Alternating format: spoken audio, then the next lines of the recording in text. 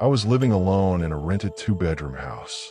My partner Hannah was stuck abroad when borders closed. It was just me, my phone, and the constant news updates counting deaths like weather reports.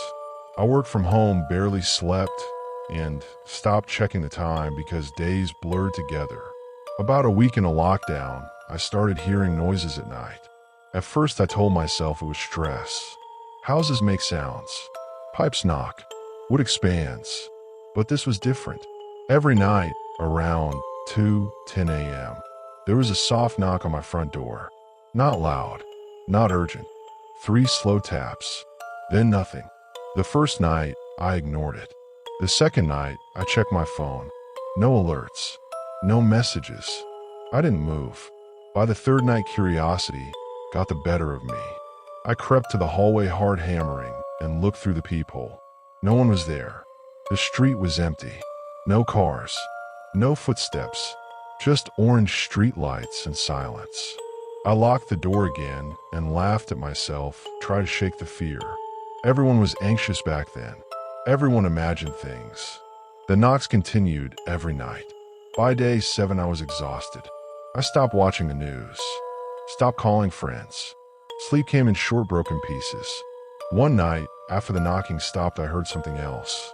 A soft dragging sound, like fingers brushing against the wood of the door. I stood frozen in my bedroom, phone in my hand, debating whether calling the police would make me look stupid. Lockdown rules were strict. Officers were busy. What would I even say? Someone might be touching my door. The next morning, I found something that made my stomach drop.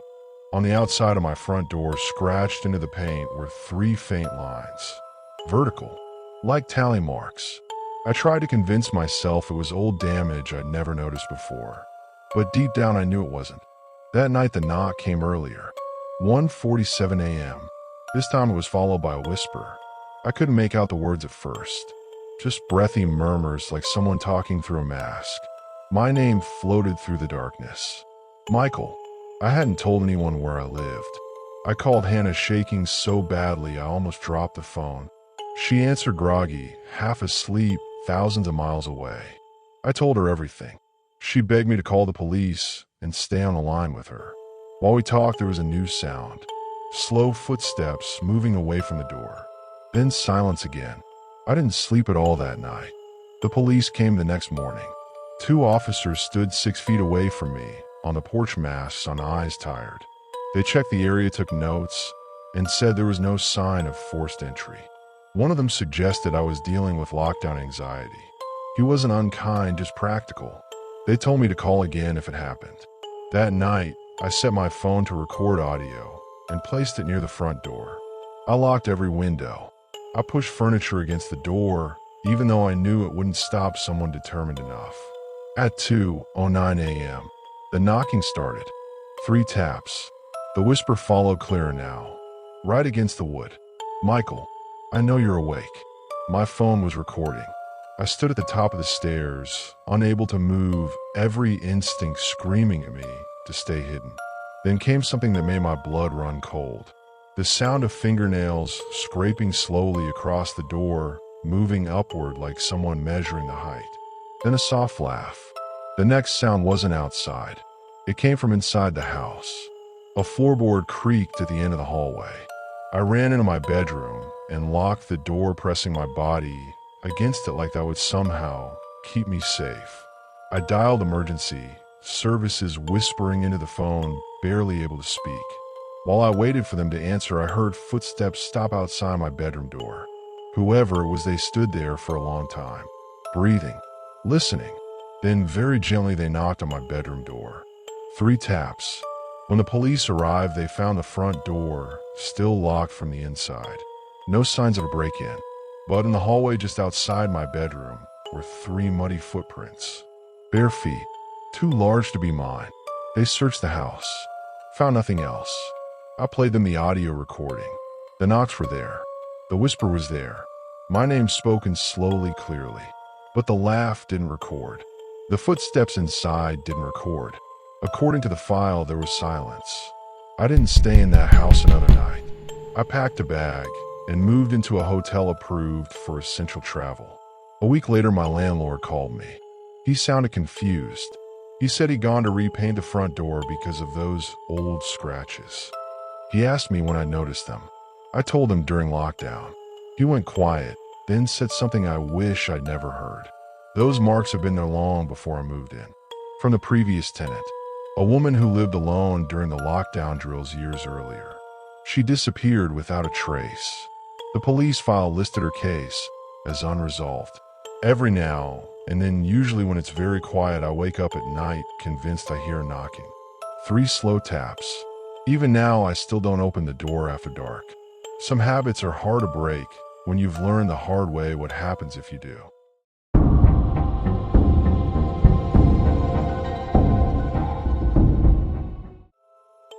The first week of lockdown was normal. News panic buying, endless sirens in the distance. The second week is when things changed. It started with the knocks.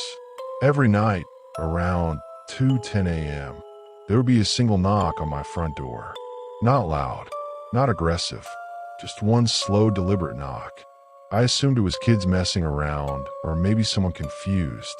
The first time I checked the door camera, nothing, no one. I told myself it was stress. But it happened again the next night. Same time, same knock. By the 4th night, I was awake before it happened. Sitting on my couch, lights off, phone in my hand, staring at the door. When the knock came, my heart jumped so hard it hurt. I checked the camera again. Still nothing. I messaged Mark the next morning. He said he hadn't heard anything. Probably pipes, or wood expanding, he joked. I laughed it off, but something felt wrong. The sound wasn't coming from inside the house. I knew that. A few days later, I noticed footprints in the dirt near my porch. Bare footprints, leading from the road to my door, then stopping. No prints leading away. That night I didn't sleep. I sat by the window with a kitchen knife, feeling ridiculous and terrified at the same time. At 2:10 a.m., there was no knock. Instead, someone whispered my name. It came from right outside the front door. Soft, calm, familiar. Ryan. My blood went cold. No one should have known my name. I hadn't told Mark. I hadn't spoken to anyone in days. I stayed silent. The whisper came again, closer to the door this time. I know you're awake. I don't remember how long I sat there frozen. Eventually the voice stopped. I checked the camera. Nothing. No movement. No person. Just my porch empty under the streetlight. The next morning I found something taped to my door. A printed photo. It was me standing in my kitchen, taken through my own window. I called the police immediately. They took the photo, asked questions, and told me there were no signs of forced entry. No fingerprints. No witnesses. With lockdown restrictions, they said patrols were limited.